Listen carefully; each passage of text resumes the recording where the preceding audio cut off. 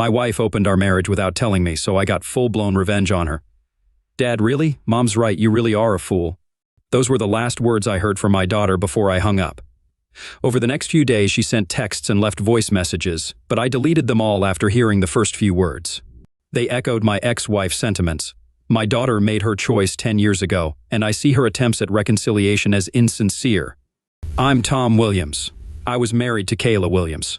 We were together for 17 years until everything fell apart, and of course I got the blame. Our divorce courts are biased against men, always siding with the ex-wife and giving her full custody, letting her paint me as the villain.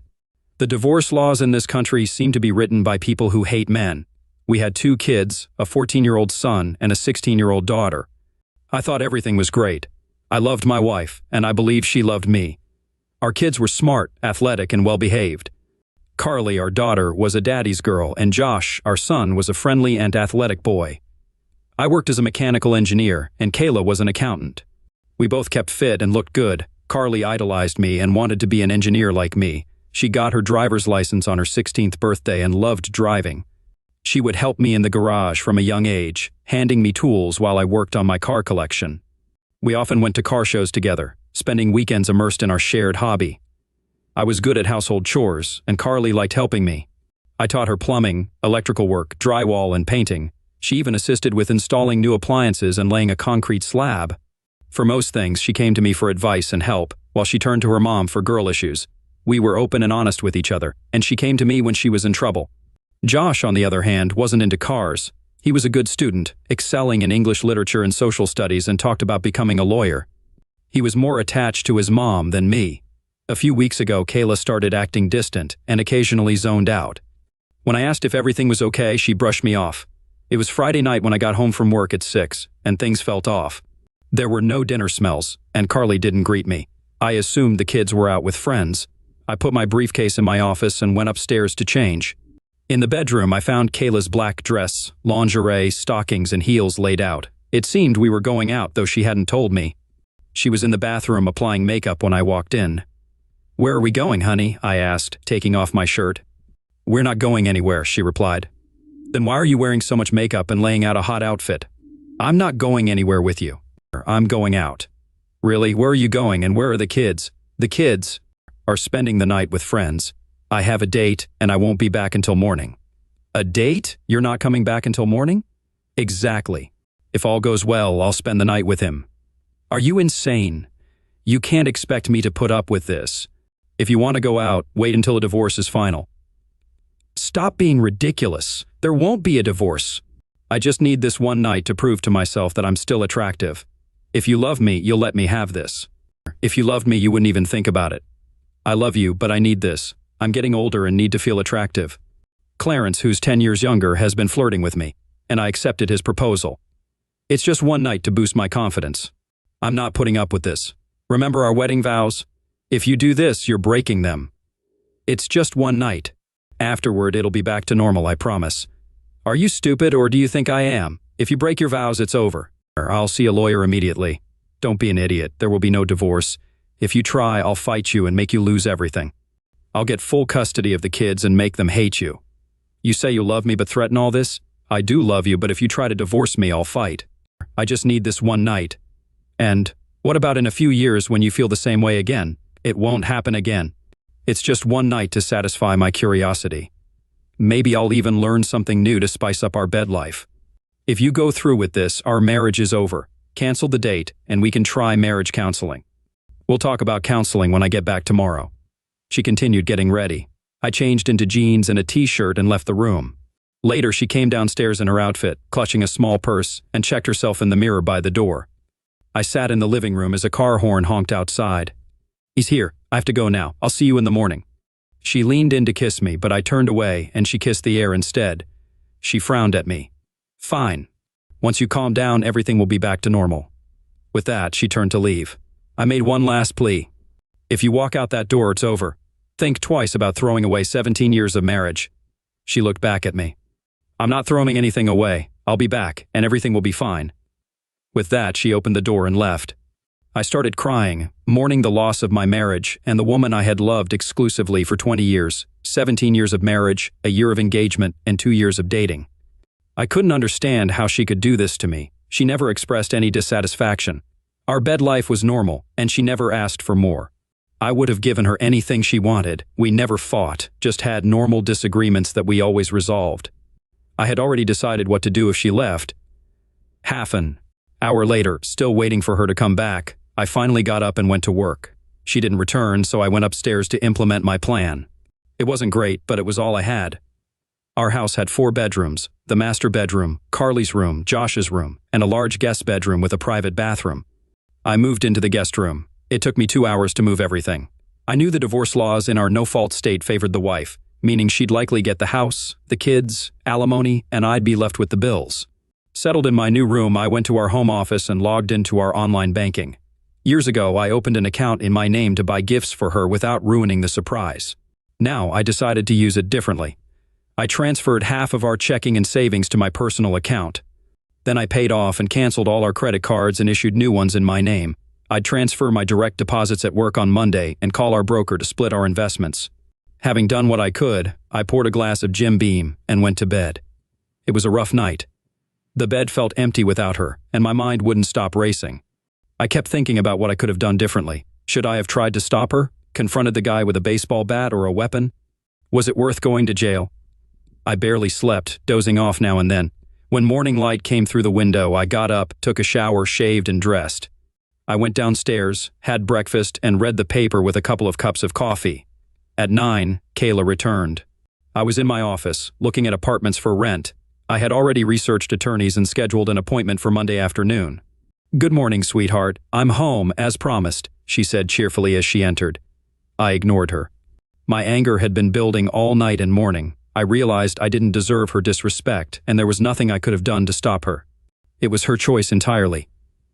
People say you can't stop loving someone suddenly, but you can turn that love into hate. Hate still has emotion. Indifference is the true opposite of love. By this morning, my love for her had turned to hate. I focused on her lack of respect, her threats, and her disregard for my feelings. "Honey, where are you?" "I'm home, just like I said," she called, searching for me. "There you are," she said, finding me in my office. "I'm back, and things can go back to normal." She reached out to hug and kiss me. I shoved her back. "Keep your filthy lips off me. God only knows what you've touched." Her eyes widened in shock. I'd never spoken to her like that before. "You need to go to the clinic and get a full set of STD tests. I want to see a notarized clean report." Her expression changed from shock to anger. "I'm going to our room to nap. I've had a long night. I hope you've calmed down and will apologize for your rudeness." I couldn't help but smile, anticipating her reaction. "What the hell did you do?" she yelled from upstairs. "Where are your clothes and toiletries?" She barged back into my office. "My things are exactly where they should be. Your closet and drawers are empty. Your side of the dresser is empty. Everything is in its place. My clothes are neatly in my new bedroom closet and dresser." "In my bedroom?" "Yes. I moved out of your bedroom. I'll live in my new room until I find an apartment and move out." I decided not to mention the finances yet. Let her figure it out. Her eyes narrowed. "We'll discuss this later. I'll give you a week to recover, then I'll put everything back to normal." "Not until I get a notarized report that you're free of all diseases," I said, turning back to the computer. I stayed in my office most of the day. The kids came home early, and I wondered how long it would take them to notice something was wrong. I found some promising apartments, filled out forms, and scheduled viewings for Tuesday. I printed out our financial statements for my lawyer on Monday. Although I had no illusions about selling the house, knowing its value might help. I spent the rest of the day researching divorce laws in our state. I knew I'd get screwed over but needed to understand how badly. "Daddy, dinner's ready," Carly said, peeking through the door. "Okay, sweetie, thank you." Kayla greeted me in the kitchen with a radiant smile, trying to placate me with kindness and show me what I'd lose. She dressed up, did her hair, and spent a lot of time cooking my favorite meal. She offered me a glass of wine and leaned in for a kiss. I pulled away, seeing the pain in her eyes. I poured the wine down the sink, grabbed a tumbler, filled it with ice, and poured some Jim Beam. The kids noticed this as I joined them at the table, ignoring Kayla. Dinner was tense. I kept the kids talking, but it was clear we were in trouble. I didn't eat, just passed the dishes around and sipped my drink. "Dad, aren't you going to eat?" Josh finally asked. "No, not hungry," I replied. After the most awkward dinner ever, I refilled my glass and went back to my office. I didn't help clear the table. Half an hour later, I shut down my computer, grabbed my truck keys, and left for a quiet restaurant dinner. Afterward, I had a few drinks at a bar. When I got home late, I made enough noise closing my room door so Kayla could hear. I locked it and wedged a chair under the handle. She tried to get me to open it for about 5 minutes before giving up. The next morning, I got up early, deciding it was a soccer day. There were 3 games, and I planned to watch them all. There were chores to do, but I ignored them. I wouldn't be living here much longer, so Kayla could handle it. After almost finishing my coffee, I started making an omelet. I was just finishing when Carly walked into the kitchen. "Hi, sweetie. Want an omelet?" I asked. "Sure, Dad. Thanks." She took her juice and sat at the table. Josh came in a few minutes later, and I told him I'd make his omelet next. Carly ate while I cooked Josh's. When I heard Kayla in the hallway, I poured the last cup of coffee and turned off the kettle. She walked in, took a cup from the cupboard, and saw the empty pot. "You couldn't leave me a cup?" she asked. "The pot's right there. You know how to make it." "Never mind. So you're making scrambled eggs?" "Made them." "Feel free to make your own," I replied, handing Josh his plate. Then I walked out of the kitchen. Near noon, I was in the living room watching the game. Kayla brought a plate of food and a beer, setting them on the coffee table. "I brought you lunch and a beer so you won't miss any of the game," she said cheerfully. Without looking at her, I kicked the plate and bottle onto the floor. She stood in shock. During a commercial, I went to the kitchen for a beer. Yes, it was a waste, but I wasn't drinking anything she brought me. I didn't clean up. She brought it. She could clean it. "We need to discuss this," Kayla began. "Shut up. The game is on," I replied. "You need to fix your attitude. The kids have noticed. They'll notice when I move out." "You're not moving out, and there won't be a divorce," she insisted, walking away. Around noon, Carly and Josh came in together and sat facing me. "Dad, what's going on with you and Mom?" Carly asked. "Your mom and I are getting a divorce. It has nothing to do with you. We both love you. It's just between us." "But why?" Josh asked. "Because she did something I can't accept. Even after I told her how I felt, she did it anyway. She's not remorseful." "You mean her date on Friday night?" Carly asked. "You know about that?" I was surprised. "Yeah. Mom told us you weren't happy about it. So you know she cheated on me." "No, she didn't," Josh said. "She told you about it, so it wasn't cheating. She didn't sneak around, and it was only once." "Yes, Dad," Carly added. "She said if you really loved her, you'd let her have that night and move on." "Really? If she loved me, she wouldn't consider sleeping with anyone else." "Come on, Dad. It was just once, and she promised not to do it again," Carly said. "She made a vow to me 17 years ago in front of God and our families to forsake all others until death. If she can break that vow, how can I trust her private promises?" "But you vowed to be there for her in good times and bad," Josh said. "That's right, but she broke her vow, releasing me from mine." "We don't understand why you'd break up the family over one night," Carly said. "Why am I being blamed for what she did? She's not leaving, she wants to move on." "You're the one leaving and making a big deal out of it," Carly insisted. After that, things didn't improve. I tried explaining my position, but they wouldn't listen. Kayla had convinced the kids that Mom did what she needed to be happy, and Dad didn't love them enough to accommodate her. They believed my ego was tearing the family apart. They saw it as one night out of 20 years, insignificant compared to 7,305 nights together. When they realized I wouldn't accept their stance, they left, and I watched the rest of the game in peace. As dinner was being prepared, another favorite meal of mine, I ignored it and watched the postgame show. Josh came in and said dinner was ready. I grabbed my keys and headed out. "Where you going?" "Dinner's ready," Josh asked. "I'm going to the sports bar to watch the game and eat there," I replied. "But Mom fixed. I'll be back after the game."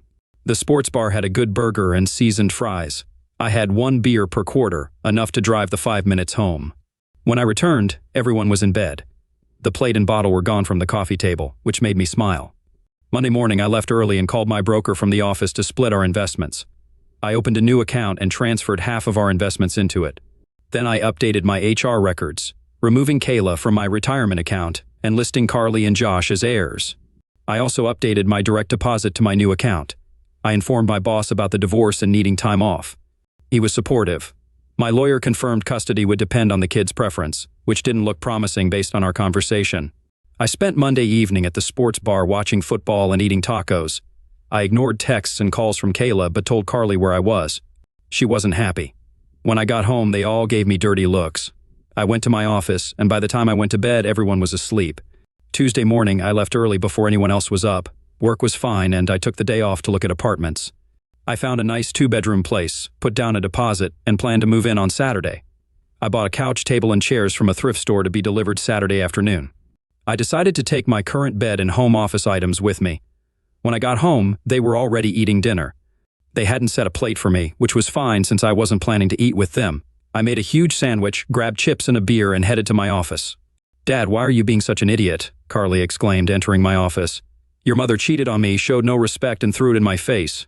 I made it clear what would happen if she did, and she did it anyway. You can't ruin our family over this. It was just sex." "Carly, imagine your future husband telling you he's going on a date with a younger woman and will spend the night with her. Would you be okay with that?" "I wouldn't like it, but if it was only once and he promised to come back, I'd hope I loved him enough to get over it. If he told me first, it wouldn't seem like cheating." "When you say your vows, imagine looking into your fiancé's eyes and telling him you're off to have fun with another man." I turned back to my work. Wednesday evening was an ambush. When I got home, both sets of parents were there. I understood why her parents would be on her side, but I was puzzled that my parents were there too. "Tom," Charles began, "Kayla's mother and I are disappointed in what she did, but you're overreacting. It was just one mistake in 20 years. You have 2 wonderful kids. Don't destroy your family over one incident. It wasn't a small mistake. It was a planned event. She told me just an hour before, giving me no chance to resist." "Son," Mom intervened, "she didn't cheat. She told you first. She didn't ask. She just told me. Even when I objected, she didn't care. I told her what would happen if she went through with it, and she did it anyway." "Tom," my father said, "I understand your pain and anger, but think of your family. We love you and are here to help you heal. Kayla still loves you and insists she won't do it again. With counseling and effort, you can overcome this. Tearing the family apart isn't the answer. Think of your mother and me. These are our grandchildren, and we'll do whatever it takes to maintain a relationship with them." I was stunned. My parents were on her side, telling me to accept her cheating. I couldn't take it anymore. I turned and walked to my bedroom, shutting the door in Kayla's face. 10 minutes later, I changed into jeans, a casual shirt, and boots. I walked through the living room and out the door without saying a word, ignoring their attempts to talk to me. I drove to the sports bar for dinner and a few beers. When I returned about 4 hours later, the house was quiet and dark. Thursday and Friday were the same. I ignored Kayla, and the kids were still mad at me. Kayla hadn't noticed the credit cards weren't working yet, but she would when she went shopping on Saturday. Friday night, I was in my office, sorting through my things, deciding what to take the next day. Kayla entered, wearing a see-through nightgown, stockings, garter belt, and heels. She looked amazing. "The kids are sleeping elsewhere tonight. It's time to forget this nonsense and come to bed with me. I need you to take me back." "No, thank you. Besides, I haven't seen the clinic report confirming you're clean." "Stop being ridiculous. I need you back in my bed. Your tantrums aren't helping." "Now come on, I'm passionate and need sex." "Not interested. If you don't, I'll call Clarence again." "So what if it's a one-time thing?" "It was a one-time thing, but if you keep rejecting me, you're pushing me to someone else." "Have fun. Let me know if you bring him here so I can leave." She stormed out, slamming the door behind her. I heard the front door slam and her tires screech as she drove off. I took advantage of the empty house to gather my things. I disassembled the bed and loaded it into the truck along with most of my clothes. I slept on the couch in my office that night. Early the next morning, I went to the leasing office to get my apartment key. It took a while, but I moved everything from the truck into the apartment with help from friendly neighbors. When I got back, the house was still empty. A neighbor's teenage son helped me load my desk and office furniture into the truck. I moved the computer, printer, and accessories, and decided to take the chair too. Either no one came home or they didn't notice my office and spare bedroom were empty. In the evening, my phone rang. It was my daughter. "Daddy, where are you?" "I'm home, honey." "No, you're not. Your office is empty. The bed and dresser are gone from the spare bedroom, and your chair isn't in the living room. Plus, your truck is gone." "You're right, I'm not there. I've moved into an apartment. Maybe after the divorce I'll buy a house, but this will do for now." "Geez, Dad, I can't believe you're being so stupid. I thought you loved us." "I do love you, sweetheart. Always have, and always will. Just not enough to stay with us. I'm not leaving you. You'll still see me as much as you want. I'll still take care of you and your brother. You abandoned us and are destroying the family. Your mother is the one who destroyed the family. I told her what would happen if she went on that date, but she did it anyway. But she thought you loved her enough to get over it, and I thought she loved me enough not to do it." "Okay, whatever." She hung up. The divorce was a nightmare. She fought it to the end. "Counseling? She wanted me to pay. I refused. I argued she should pay if she needed it. That was one of the few arguments I won. The counselor didn't like me because I told him I was ordered to attend but didn't have to participate. I endured all 12 sessions before he gave up. She fought over everything, even things she hated, just to make the divorce harder. She limited my time with the kids as much as possible. Eventually, the judge granted the divorce. I had to pay half the mortgage, child support of $2,000 a month, and $1,000 a month in spousal maintenance for 5 years unless she remarried. She moved Clarence in before the divorce was finalized. Half my paycheck went to her. I cashed out investments to buy a small house needing renovation. I got it cheap and moved in with my tools. The house had basic utilities, and I worked on it in the evenings and weekends. Visitation was a disaster. Kayla did everything to prevent it. The kids were always busy or away on my weekends. They had activities or tests on Wednesdays. When I did see them, they treated me with hostility and blamed me for everything. Kayla had turned them against me. I sent gifts, cards, and letters for birthdays and Christmas, but they were returned unopened. I kept sending monthly checks, which were cashed, but I never heard a word. I guess they graduated, but I heard nothing. I informed them of college funds but got no response. Kayla set my kids against me as she promised. I focused on work in the house, avoiding other activities. I saved a lot of money this way, but it was a hard and lonely time. "Hi, Mom," I said when she answered. "Tom, how are you?" she replied cheerfully. "I'm okay. I haven't heard anything about Thanksgiving. Are you hosting again this year?" There was silence. "Mom, are you there?" I asked. "Well, this is awkward." "Yes, we're hosting, but Kayla, her parents, and the kids are coming. She's bringing her new boyfriend. We thought it would be too awkward if you were here too. The kids are still mad at you, and having you and Kayla's new man together would stress everyone out. So you're ditching your own son for Thanksgiving and inviting my ex-wife and her boyfriend instead? We want to stay close to our grandchildren. Besides, this is your fault for not keeping the family together. How about visiting us on Christmas Eve? Your father and I will spend Christmas Day at Kayla's." "Whatever," I muttered, ending the call. I spent Christmas Eve at home watching Die Hard and ignored my mom's calls and texts. I wasn't in the holiday mood, especially after the packages I sent to my kids were returned unopened. 5 years later, I got a wedding announcement. Kayla had married Clarence the weekend after I made my last maintenance payment. Josh turned 18 a year early, so I was done with child support. I was finally free of obligations to my ex-family and celebrated by getting drunk. I wasn't proud of it, but I gave them all my love, and they rejected me. Now I was focused on moving on with my life. I still had to pay half the mortgage, but my name was on the deed. The divorce allowed Kayla to live there only until the kids graduated high school. With Josh's graduation, I was entitled to half the property's value. I contacted my attorney. The house, initially appraised at $300,000 with $200,000 in equity, was now worth about $500,000 with $450,000 in equity. I was due my half, which would be around $250,000. I wanted the money and also to annoy Kayla. A week later, Kayla called. "Tom, what the hell is going on?" "Not much, just working and fixing up my house. Why are you calling?" "You idiot! Why did a realtor come to my house to get my signature for a sale? Since both our names are on the title, your signature is needed for the sale." "What sale? I'm not selling this house." "Then write me a check for my half of the equity. I got the house in the divorce." "No, you got to live there until Josh graduated. Now we can either sell it and split the proceeds, or you can buy out my half. I'm not giving you $100,000 for a house I own." "Good thing I'm not asking for $100,000. The equity is about $450,000 now, so my half is $225,000, including all the furniture. Let's round it up to $250,000. "You're crazy! I'm not giving you a dime," she shouted, hanging up. I laughed when she hung up. My lawyer got his cut, but it was worth it to see her face when the judge ruled in my favor a couple of months later. The judge even made her pay her legal fees and mine for bringing a case that should have been settled out of court. The house appraised higher than I expected, including the furniture's value.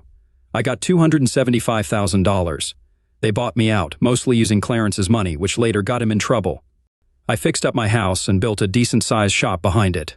I bought a 1972 Chevy pickup in bad shape, mainly for the chassis. Over the last year, I took it apart, cleaned it, and repainted it.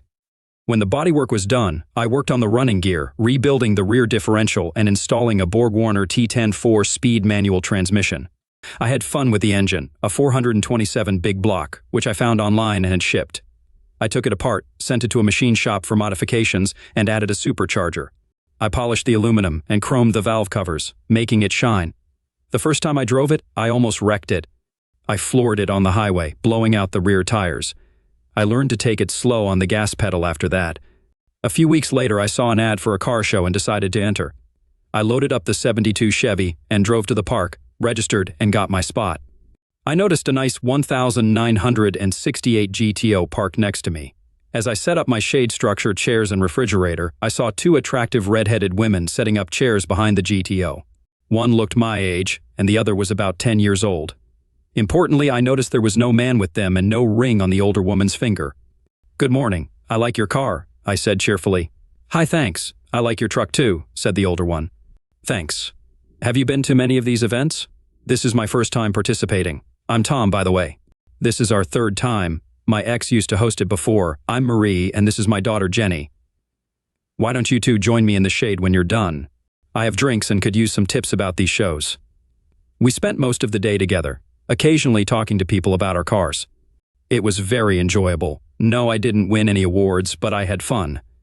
Marie mentioned, "I divorced my husband 3 years ago because I caught him cheating." "Who was he cheating with?" I asked. "His boss's wife," she replied. She made a deal she'd give him all the videos if he signed the GTO over to her. She wanted him to keep his job to pay alimony. It was a double win for her, she said.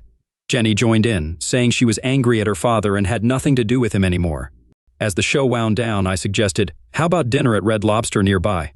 They agreed. Over dinner, I shared my story. My kids sided with my wife and wanted nothing to do with me. Jenny was stunned. "She cheated and they blame you?" "Yes, she turned them against me," I said. Marie put her hand on my shoulder.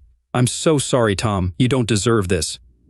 "Thank you, Marie," I replied, changing the subject to something more pleasant. We talked and laughed for another hour, exchanged numbers, and agreed to meet again. As they left, Jenny smiled and gave me 2 thumbs up. The next weekend, I asked Marie out for dinner and dancing. She enthusiastically agreed. "I'd love that," she said. After our 3rd date, I invited them to my house and cooked dinner. "I learned to cook after my divorce," I said, serving lasagna. They seemed to like it. "Your house is nice," Marie said, but I overheard her telling Jenny it needed a feminine touch. I wouldn't have argued. The following weekend, I visited them. Marie's cooking put mine to shame. Even Kayla wasn't as good, I admitted, apologizing for eating so much. They laughed. "That's the best compliment you can give a cook," Marie said. Jenny was also a good cook. 2 weekends later, I took Marie to dinner and a dance club. During a slow song, we pressed together, swaying to the music, and ended up kissing. It was pretty hot. A few weeks later, she leaned over and whispered, "Take me home." Surprised, I said, "I thought we were having a great time. Now you want to go home?" She giggled. "No, silly, take me to your house." Relieved, I agreed. Luckily, I had my regular truck and not the '72, which might not have handled the drive. I went for it. The next morning, I made her breakfast before driving her home. I got another double thumbs up from the red-headed teenager in the window. I proposed, and she said yes. We had a simple ceremony in front of a judge, and they moved into my house. Jenny even started calling me Daddy. Life was wonderful despite occasional disagreements. Jenny and I had our differences too. She was a teenager, and I was the authority figure. Still, she respected me, and her mom loved me as much as I loved her. About a year later, I got an unexpected call from an unknown number. "Hello?" "Hi, Daddy," an excited voice said. "Carly?" I asked. "Yes, Daddy, it's me. I have great news," she said. "Really? It's great to hear from you." "I'm getting married," she announced. "That's wonderful, honey. I'm so happy for you." "I want you at my wedding," she said. "Of course. It's a great honor to walk my daughter down the aisle. I also have a wedding fund for you." "Oh no, Clarence is paying for the wedding, and he'll be walking me down the aisle. Since it would be awkward for you and Mom, you won't be in the front pew, but I still want you there." "Clarence? The man your mother cheated on me with? Did she marry him?" "Dad, I'm trying to rebuild our relationship. After you left, she and Clarence fell in love and got married. It's your fault. If you hadn't left, they wouldn't have continued dating. Clearly, you still think your mother did nothing wrong. I can't support a marriage I believe will fail. You might cheat on your husband like your mother did, and you took my last honor and gave it to the man who broke up our family. You're showing how selfish you've become. Fine, don't expect to see your grandchildren if you act like this. I don't want anything to do with them." "Really, Dad? Mom's right, you really are a fool." Click. That was the last thing I heard from my daughter as I hung up. So much for a relationship with her or Josh. It hurt that they still blamed me for their mother's actions.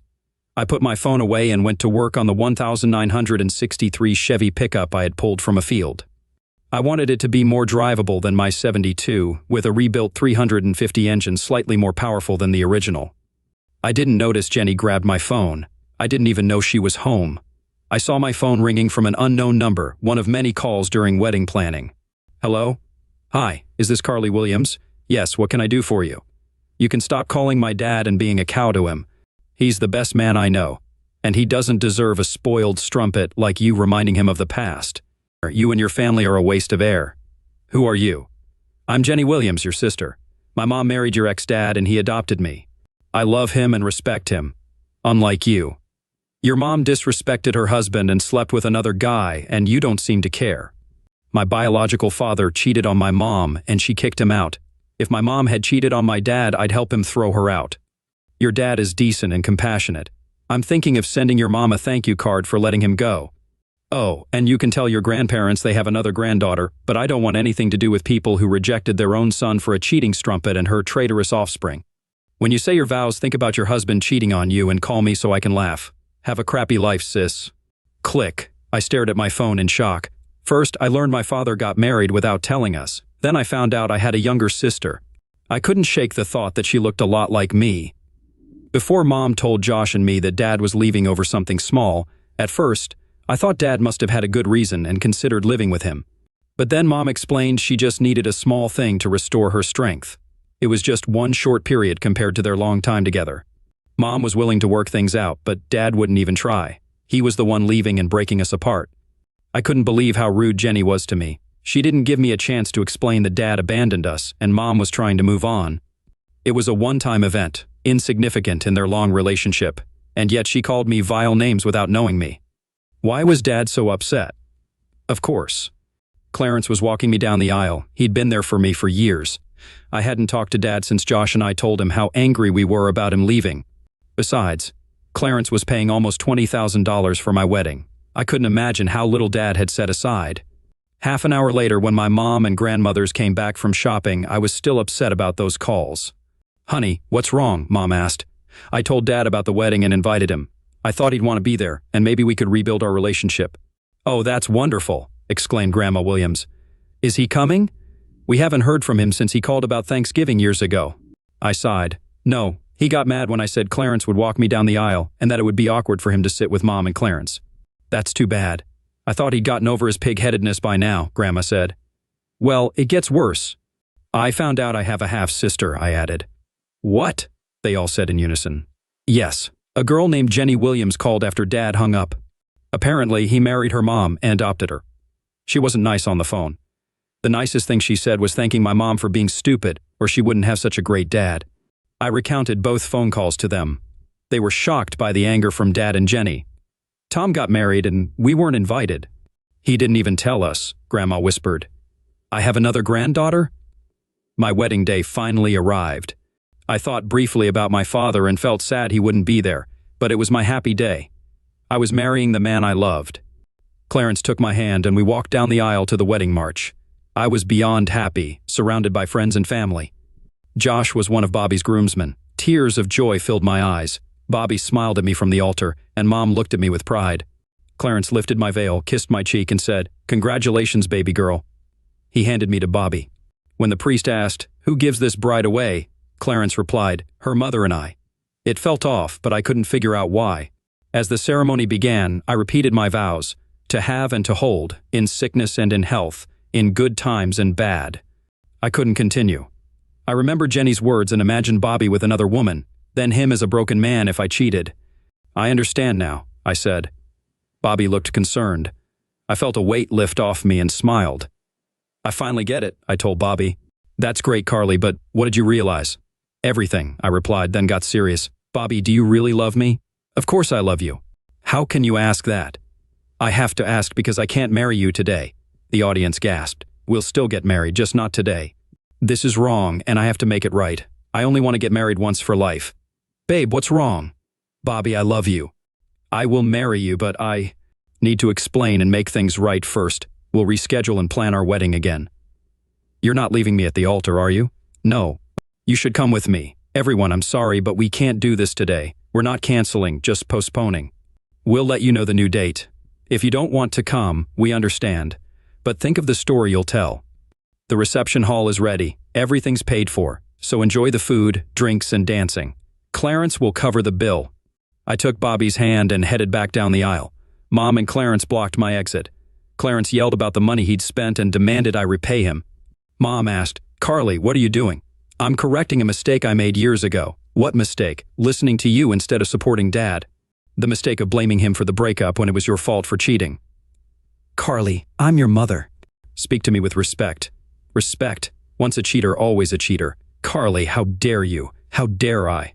"I realized today what a horrible person you are. I saw how much it would hurt if Bobby cheated on me, just like you hurt Dad. I guess Dad was a good role model after all, but you weren't." "What do you mean?" she asked, fear in her eyes. "Do you think I don't know about your workouts with Jim Davis at his apartment or your sessions with Carlos, the pool guy? How about the landscaping crew? I've got video footage of your affairs and tipping Mario, your barber, with a blowjob. At least Clarence doesn't have to worry about you cheating with your boss, since he is your boss. And don't forget Alan Morris, your neighbor." Mom's eyes flicked to Clarence, who looked utterly shocked. I continued, "Clarence, I swear I'll repay the money you spent on this wedding with the same commitment my mother has to her vows." Then I pulled Bobby down the aisle and stopped to talk to the videographer. He had captured everything and handed me a copy of the video. I signed an authorization form to post it on YouTube, hoping it would go viral. Bobby and I ran to the parking lot. He had driven his car with our bags in the trunk. We planned to move them to the limo, but now we just got in his car. I knew Dad would like Bobby, especially when the 440-cylinder engine of his 1969 Challenger roared to life. It wasn't a GM, but it was still a beast. "Where are we going?" he asked as we sped out of the parking lot. "Head west on 156. "I'll put the address in Waze," I replied, working my phone. It wasn't hard to find. I knew the town he lived in, and a quick search of real estate records gave me the address. He was about 2 hours away. I hoped he'd be home when we arrived. We didn't stop to change clothes. I was on a mission and didn't want to waste time. It's unusual to open your door to a woman in a wedding dress and a man in a tuxedo. If you were a priest at a church, it might happen occasionally, but I'm not a priest, nor do I live in a church. The bigger surprise was recognizing my daughter, who had made it clear she didn't want to see me. Today was her wedding day, so why was she here instead of at the church, reception, or on her honeymoon? "Daddy, can I talk to you for a minute, please?" she asked softly. Still stunned, I stepped back and let them in, gesturing toward the living room where Marie and Jenny were. They looked shocked. "Oh, Carly, this is my wife, Marie, and our daughter, Jenny. Jenny, Marie, this is Carly." "I'm sorry, but I don't know who the guy with her is." "Oh, Dad, this is Bobby Jensen," Carly introduced. "Bobby, this is my dad, Tom Williams, his wife, Marie, and my sister, Jenny." "Fiancé? I thought you just got married a couple of hours ago," I said, confused. "That's what I need to talk to you about. I can't do it today. I can't get married unless Daddy walks me down the aisle." "Daddy, I finally understand. You were right. I'm sorry for blaming you. It was Mom who gave up on us, not you. I'm sorry for everything I said and did. You didn't deserve any of it. I was young and stupid and listened to the wrong people. Please forgive me and let me back into your life. I really want to marry Bobby, but I need you to walk me down the aisle." I should have been focusing on other things, but I couldn't ignore the scene unfolding. I was glad Carly realized I wasn't the bad guy and wanted me back in her life, but I had to know more. "So, Carly, did something happen at the wedding? You're wearing a wedding dress, and Bobby's in a tux. Were you really at the wedding?" She looked at herself, then at Bobby. "Yes. We were halfway through the ceremony when I had an epiphany. Here," she said, handing me a disc. "Maybe you should watch it while Bobby and I change." Bobby grabbed their suitcase from the car, and Marie took Carly to a bedroom to change. Meanwhile, I set up a video player connected to the big screen. When Carly and Bobby were ready, Marie joined me, and I pressed play. It started like a normal wedding ceremony. The groomsmen escorted the bridesmaids down the aisle, then separated at the altar. Bobby entered with the priest, then the ring bearer and flower girl. Finally, Clarence walked Carly down the aisle. Everything was typical until Carly started saying her vows. She suddenly found it hard to speak and got stuck on one word. She did it. "I can't believe it hit her so hard," whispered Jenny to herself. I was about to ask Jenny what she meant when Carly stopped her vows and changed everything. The video showed her stopping the wedding and confronting her mom, revealing her increased cheating since marrying Clarence. By the time the video ended, Carly and Bobby had changed clothes and returned to the living room. I couldn't go through with it. Looking into Bobby's eyes, I realized how much it would hurt him if I did to him what Mom did to you. I finally understood what forsaking all others meant and saw how Mom had broken that vow. She dishonored you, and I dishonored you by not giving you the place of honor you deserve. I realized that if I wanted my vows to have meaning, I needed you to walk me down the aisle, not Mom and Clarence. Carly smiled and looked at Jenny. I need my little sister as a bridesmaid. Your words woke me up. How can I get married without you by my side? We talked for hours. Jenny had gotten Carly's number from my phone and called her right after I went to the workshop. As it got late, I asked Carly and Bobby to stay in the guest bedroom. Throughout the evening, Carly received several calls. She ignored Clarence and Kayla but talked to friends who were enjoying the reception. Clarence couldn't cancel the reception, so he showed up to find people taking advantage of the open bar and food. Josh sent Carly a video of Clarence and Kayla arguing, with Clarence yelling, cheating, strumpet frequently. Their relationship seemed to be ending too. Josh canceled his reservations but paid a penalty. Carly and Bobby stayed with us all week since they had already taken time off for their honeymoon. I reconnected with Carly and got to know Bobby better. Though he initially believed the lies told by my ex-wife and kids, he warmed up to me after learning the truth. Showing him my shop and projects helped, as we both appreciated each other's cars. By midweek, a new wedding date was set for the same venue a year later. This time, I would walk Carly down the aisle and pay for the wedding, with Marie and Jenny helping out. Carly and Bobby updated the wedding party, excluding Kayla and Clarence. Over the next few months, Carly and I rebuilt our relationship. Bobby and I bonded over car shows, and Jenny joined in with her '74 Firebird. Carly and Bobby visited us regularly, and even Josh came by a few times. Though it was harder with Josh due to his closeness to his mother, we rebuilt some of our relationship, partly for Carly's sake. He also brought news from home. By the way, things between Kayla and Clarence fell apart. Clarence moved out and filed for divorce due to irreconcilable differences, not infidelity. So the harsh penalties of their prenup didn't apply. He aimed for a quick and easy split. Fortunately for Clarence, the prenup stated that all his premarital property was exempt from division. Kayla would get half of the property acquired during the marriage, which wasn't much, mainly the house and about $50,000. Clarence tried to claim part of the house but had no proof. Although he used his money to buy out my share after the divorce, he couldn't prove it. He took a business loan for his company to get the money but didn't document the expenses. Since Kayla owned the house before they married and never put Clarence's name on the title, she refused to discuss it. Clarence ended up paying off the loan without getting any return. By the time he realized this, it was too late to file an infidelity complaint. Rumors of Kayla's infidelity spread, damaging her reputation. Friends distanced themselves, and invitations dried up. Her financial situation worsened without Clarence's support. Clarence learned an expensive lesson. He lost hundreds of thousands buying out my half of the house, another $28,000 on the wedding, and had to pay Kayla $50. 0,000 in the divorce. He also faced humiliation. Kayla told everyone he had a small member and didn't know how to use it. She spread gossip that he refused to perform oral sex on her. This destroyed his social life, turning him into a recluse. "Ready, Daddy?" my oldest daughter asked. "No father is ever ready to let his daughters go, but I'm honored to do it for you," I replied. The doors opened, music filled the church, and I proudly walked my daughter down the aisle. I glanced at the fourth row, where my ex-wife sat, and then at the front row, where my wife Marie sat. After giving my daughter away, I whispered, "Love you, baby," kissed her on the cheek, and handed her to Bobby. I joined Marie in the front row. Carly practically shouted, "To have and to hold in sickness and in health, in good times and bad." With a bright smile, she finished her vows. The ceremony was beautiful, and the applause was loud when they kissed. At the reception, I noticed Kayla sitting off to the side, unhappy and drinking from the open bar. Clarence wasn't invited. My duties were done. I walked my daughter down the aisle, gave a toast, danced the father-daughter dance, and then danced with my wife. I sat next to Marie and watched my youngest daughter dance with one of the many guys vying for her attention. "May I ask your husband for this dance?" I heard a familiar voice ask. My wife, Marie, and I turned to face my ex-wife. Marie stared for a moment before responding, "Just return him to where you found him." She looked at me. "I trust you, but not her." I led Kayla to the floor as a slow song started playing. I kept my distance and tried not to pull her close. After a bit, she spoke. "You were supposed to give me that one night. We were supposed to forget about it and move on. Tonight should have been just us. You shouldn't have left that night." You should have known I wouldn't accept you cheating on me no matter how many times you did it. I didn't cheat. I told you before I did it. I didn't sneak around. Whether you told me or not is irrelevant. The fact is, you had sex with someone else. Besides, I told you not to do it, but you did it anyway. I never wanted this. I just wanted one night, and then we could be together forever. You know you're the only man I've ever loved. I never loved him. The sex wasn't even that great. Then why did you marry him? Because you divorced me. I didn't love him, but I didn't want to be alone. I thought I could love him, but I couldn't get over you. I did those nasty things because I was angry you left. I still loved you, but you wouldn't talk to me. After that night, I realized you were all I needed.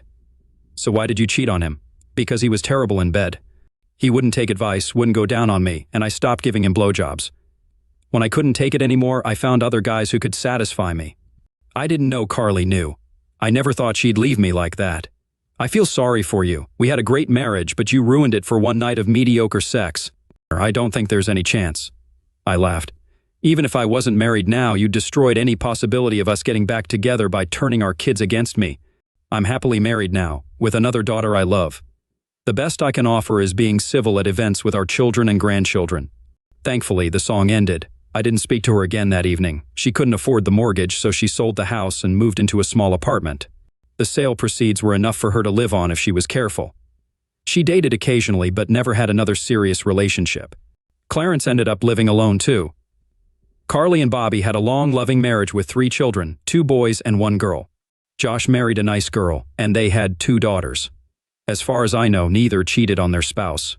Some people think I should have sought revenge on Kayla and Clarence, but I chose to move forward and live my life well. The best revenge is a life well lived, and I let karma handle the rest. Clarence and Kayla didn't burn, but they didn't escape unscathed.